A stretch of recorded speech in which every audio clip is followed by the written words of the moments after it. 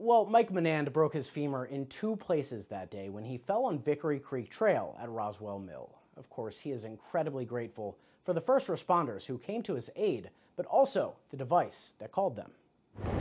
There's no telling how long I would have been laying there. It was a day that changed Mike Manand's life. He was out in the wilderness with his dogs Cinnamon and Sugar back in April when he thinks they saw a coyote. They got spooked, knocked me down, and then dragged me off the trail.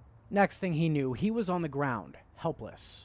I realized I couldn't move and I couldn't get up, and I was in a lot of pain. His Apple Watch went off saying it detected a fall. He called for an ambulance with a few taps on his wrist. I couldn't even get to the phone because my phone was in my pocket, which I was laying on. And this is far from the first smartwatch that saved the day. Manufacturers like Samsung, Garmin, and Google also sell watches that they say can detect a fall and changes in your heartbeat.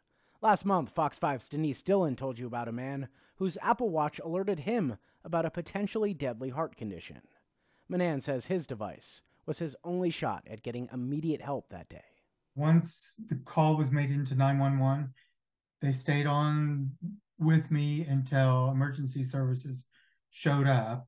And now, about 8 months later, Manand says he still has a titanium rod in his leg. Right after his fall, a 46-year-old Sandy Springs woman with her two dogs fell on that very same trail. She did not survive. And when I read that, I thought that could have been me because I was by myself, no one around me, no one really knew where I was. Manand wrote Apple's CEO Tim Cook to personally thank him, and Apple reached out to us to share his story.